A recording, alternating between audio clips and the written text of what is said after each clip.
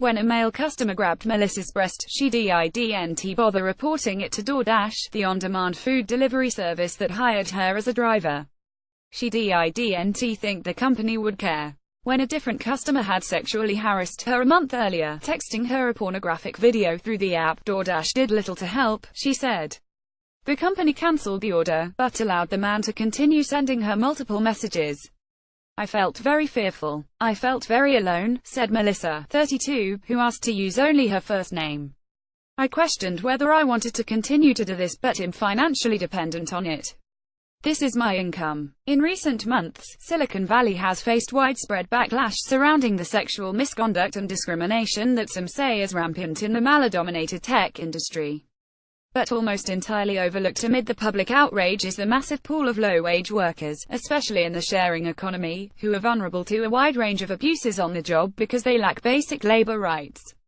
And while corporate scandals continue to make headlines, most recently involving a Google engineer's memo criticizing diversity initiatives, there has been minimal scrutiny of the harassment, abuse and discrimination the tech products have enabled by connecting strangers through the internet. That includes sexual assaults of Uber drivers and food deliverers, physical attacks and racist abuse by Airbnb hosts, and violent threats on Twitter, Facebook and dating apps. We have to talk about this as a problem these platforms have created, said Mary Ann Franks, a University of Miami law professor who studies online abuse. If you're going to set up a platform to make it possible for people to instantaneously communicate with people they don't know, you know full well it's going to be abused and weaponized. You're on your own in the same way that female engineers and startup founders struggle to report harassment for fear of retaliation or lost funding. Gig economy workers are in precarious positions when they are victimized, since they aren't classified as employees. DoorDash is like, you're an independent contractor. You're in business for yourself. You know the risks. You're on your own, said Melissa, who has been driving full-time for the company since last fall. A spokesperson said that in the case of the man who sent her pornography, the customer was deactivated, though there was a 5-minute window when he could still text her. The success of many on-demand companies like DoorDash depends on hiring a large, cheap workforce of contract employees who have no benefits or job security. That's the model for a wide range of companies, including the taxi apps Uber and Lyft, and other delivery services, such as Grubhub, Uber Eats, Caviar, Instacart and Postmates. It's your word against their word. They as passengers have the rights to law as Bennett as Uber driver. The companies argue that drivers can be their own bosses and enjoy flexible hours. But some workers say they can't make ends meet and are ignored when they complain about working conditions. Saba Waheed, research director at the University of California, Los Angeles, Labor Center, argued that if the firms allowed workers to unionize or treated them like employees, then drivers would have legal means to speak up and the companies would be more liable for their safety. There has to be a more direct responsibility. You're earning so much profit off of this workforce. The corporation's inaction can be especially painful when workers are harassed and threatened on the job, facing the kinds of misconduct that human resources departments would be obligated to investigate if the offenses were happening to office employees. Grace, an Uber driver in her 50s who works in San Francisco, where the company is headquartered, said she had been groped by passengers 4 times in 3 years. I honestly don't believe that most women could handle these situations that I've been in, said Grace, who requested not to use her full name out of fear that Uber would retaliate. When passengers mistreat her, she said, she typically gave them low ratings, but did not raise concerns to Uber because she worried reporting could get her in trouble. I'm so afraid of being deactivated, because I need the money, said Grace, who said it was common for her to feel unsafe with drunk and belligerent passengers. She recounted one incident when she said she turned down a group of riders because there were too many for her car, leading one to grow angry and kick the vehicle. The Guardian has previously reported on 2 women who drove for Uber and said they were violently assaulted by passengers. They said Uber did little to support them and the company failed to work with police to help bring charges. Dolores Benitez, who used to be a New York City taxi driver but now works for Uber and other ride-sharing companies, said she had dealt with passengers physically fighting in her car and riders having sex. One intoxicated rider began aggressively kicking her seat when he thought she was going the wrong way, she said. We don't have a partition in the car. If the person wants to do something to you, they will do it, said Benitez, 64, adding that she felt the companies would generally side with the passengers if there were disputes about misconduct. It's your word against their word.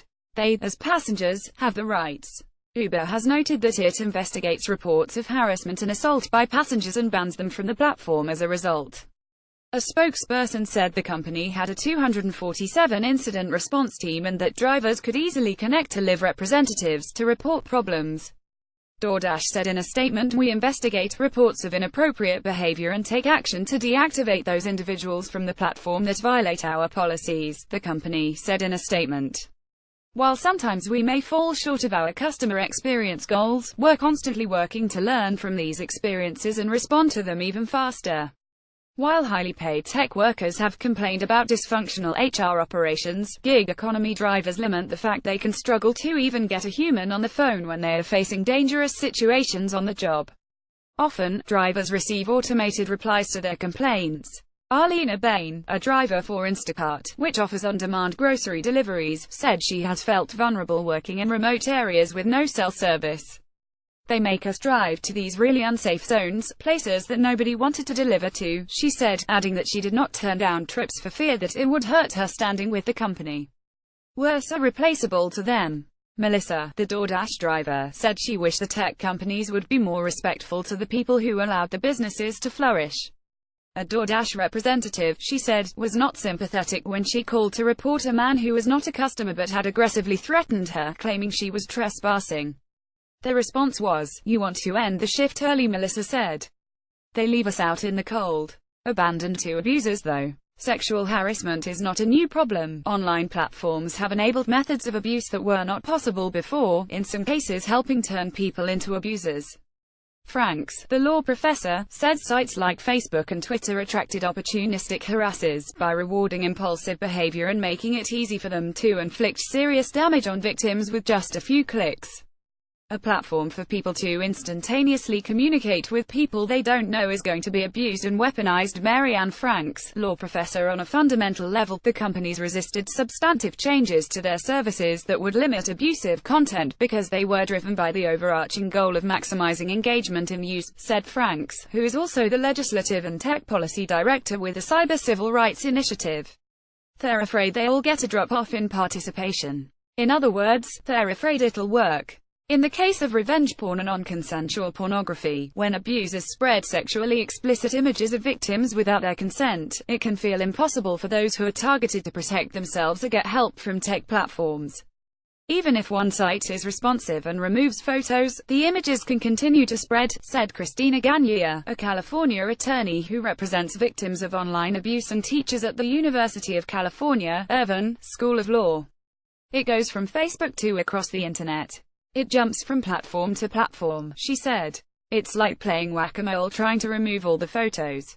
Victims trying to stop the abuse sometimes have no choice but to involve law enforcement, which can add to the trauma," said Gagne. "You have to go into a court of law and discuss this in the public record." Alexandra Twetton, who created a popular site that posts harassing messages from men on online dating services, said she has dealt with people who have found her personal social media pages and been able to keep sending her abusive messages and explicit images by creating fresh accounts after she blocks them. Twetton provided examples of recent submissions to her website of angry men who were rejected on Tinder. One responded, "You're 200 pounds overweight, you should at least be polite." Another man appeared to try to blackmail a woman into sleeping with him, saying that if she did not, he would send screenshots of their conversations to people you know, adding, "Good luck."